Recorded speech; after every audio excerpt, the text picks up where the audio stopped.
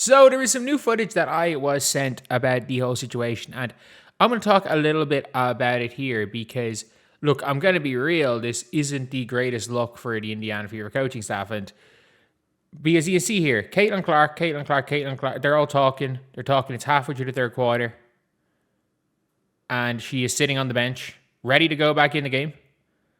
Caitlin is sitting on the bench, ready to go back in. Raven Johnson is not out of gear. Caitlin's ready to go back into this game. And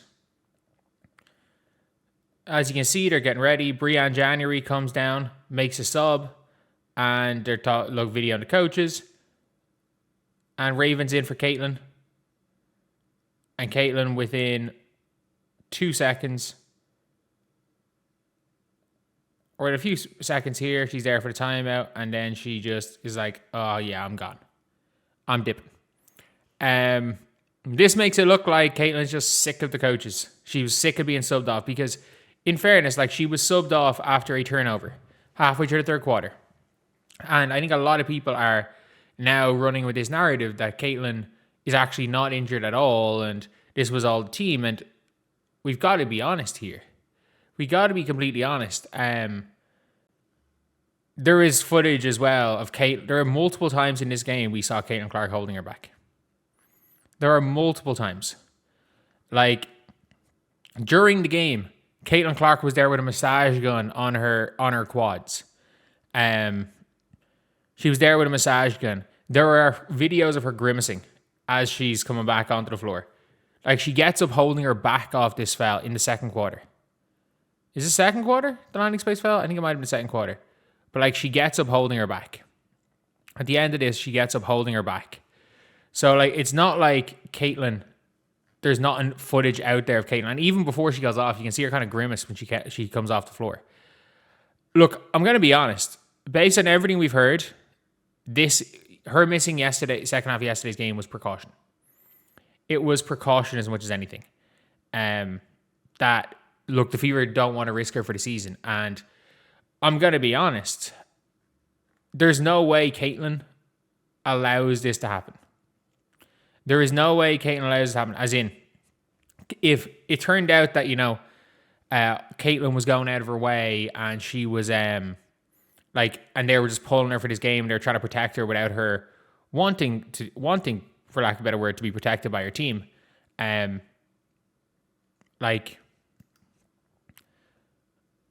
I'm going to be real. She'd be gone anyway, and she wouldn't be publicly defending this team. And if you guys agree or disagree, subscribe, because, people are allowed to have different opinions. But I'm going to be real. We're 6 subscribers off 60. And we've tried so hard. So please, if we could, that'd be great. Look, I think Caitlin getting subbed out, Caitlin was ready to go. And when adrenaline kind of goes, you're gone to the locker room. This was not the first time she went to the locker room. She went to the locker room in the first quarter. If you're going to the locker room twice in a game, there's something wrong. There's something really wrong. If you are going to the locker room twice in a game, I'm going to be honest, something is wrong in that scenario. And the trainers immediately went down with Caitlin. It wasn't like a coach was being like, where are you going? Like, they knew something was wrong with her. She was not 100% in this game from early. The positive sign is that she was moving fine. She was moving absolutely fine. And that's something that I think is important, again, that she was moving completely fine at the time of this happening. Look, I think the Fever thought they were going to win this game. I think the Fever thought that, okay, Caitlin being here is not the end. Not being here is not the end of the world. We're going to win this game anyway. I think that is part of it. But also, I think Caitlin's getting ready to play, and I wouldn't be surprised if Caitlin went back and they were like, look, leave it here. Look, your quads are at you. Everything's at you. Let's rest it. Because, look, if you've had the injuries Caitlin's had, you don't cross the mental barrier with those injuries this quickly. Like, when you've had constant back injuries and she's been having heat packs and everything, and this is the first time we've seen a heat pack in a few games, it happens.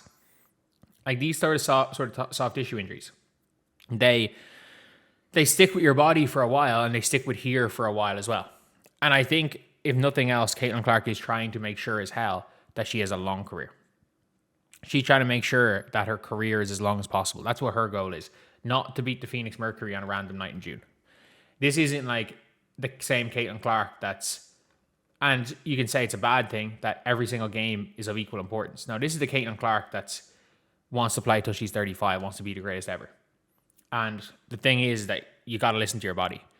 And sometimes listening to your body, you end up doing some things that are like, okay, look, I'm going to be real. If you're listening to your body, sometimes it's just, you think you're injured and you're not. Your body starts going to panic, especially when you miss a season last year and you feel anything, you think it's the worst. And as someone that's gone through something similar, like the mental side is tough. Like I've snapped my Achilles, had a pulmonary embolism, and now anytime like my body associates breathlessness with I'm going to die post-pulmonary embolism. Because that was kind of the first sign of that.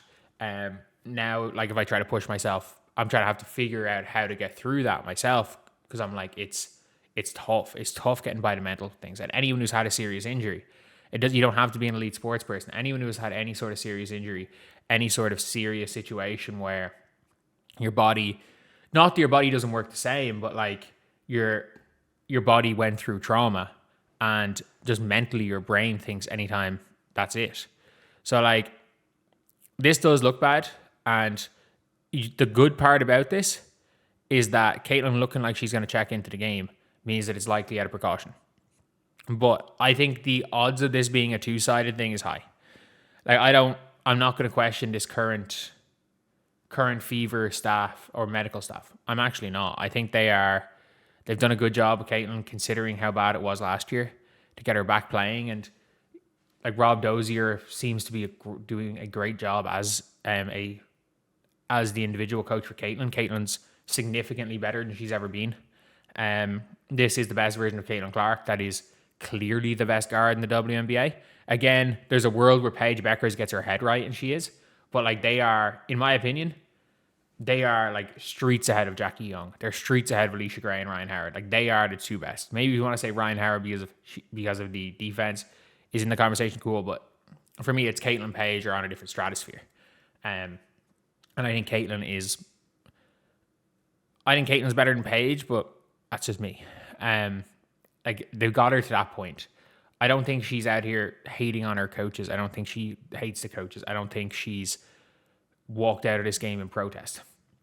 She was holding her back multiple times. I'm pretty sure she got subbed out of this game, and then she was ready to go back in. She got subbed out of the game, went to get her back adjusted, and then whoever was adjusting her back said, look, you've come twice this game, leave it. You've been here twice this game, your quad's at you, just leave it. She went back to talk to the physio, whoever it was, and they probably advised her, look, don't go back out. Because you could even see on the sideline when people were hitting shots, she wasn't jumping up. She wasn't jumping up cheering even before she was gone. And it's a case where, look, that is what is the most likely thing that happened. Not that she left out of protest, that she was going to come back in the game. She was ready to come back in the game. And they said to her, look, it's just not worth it. It's just not worth it. That is the most likely outcome of this whole thing. And unfortunately, you could get a bigger drama story and say she's in protest, but it's very, very unlikely. Considering the fact that we saw her with a massage and we saw her holding her back multiple times, and she was wearing the heat pack again for the first time in a while. She was clearly carrying something, unfortunately. But the fact that she, again, was getting ready to go back in and then stepped out, my guess is that she was ready herself to go play, but obviously got advice not to, and she listened to the advice because at the end of the day, long-term health is the most important thing.